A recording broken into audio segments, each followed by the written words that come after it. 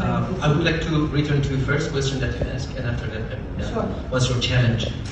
I think the biggest challenge that we had, and I think we have, yes, good, now, is the media, the world media.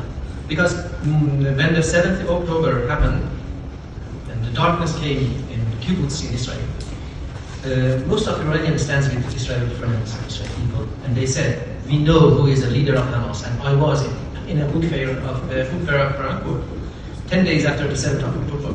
And I said and I explained, the leader of Hamas is Ali Khamenei. And unfortunately, for 3 years, the community of media, journalists in our, and I had no interview in Germany, because they wouldn't like to hear my sound and my voice. And this is a very, very important thing. I'm not speaking about I'm speaking about a voice that came from inside of Iran. And now you can hear it.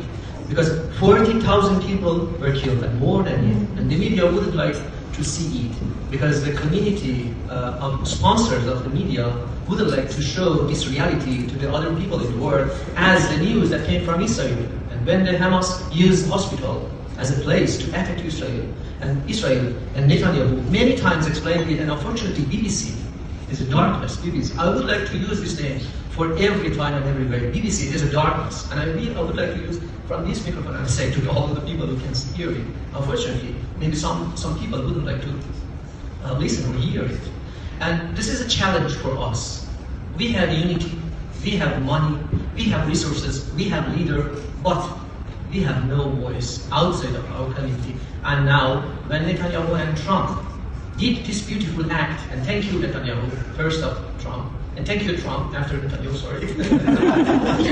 Our people in the street said, we love Bibi, Bibi June, it means dear Bibi. In many streets, the grandmother and fathers, and this is a very important point, that the words should and have to listen our voice. It's important. This is the biggest challenge that we have, and I hope this challenge will be solved as soon as possible.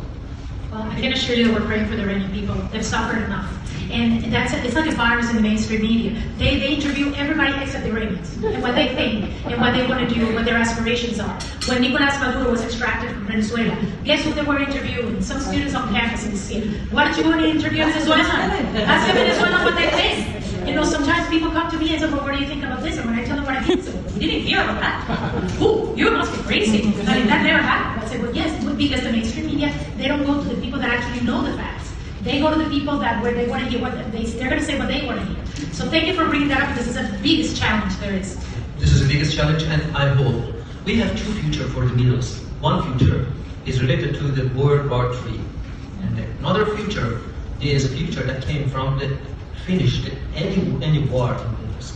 Yes. And one future came from this media's point of view and media side, that would like to show that Iranians are fighting for freedom, are fighting for liberty, for all the people who live in the world. Right. We lost our people in hospital. The regime side go to the hospital and shot the gun to their brain. Yeah.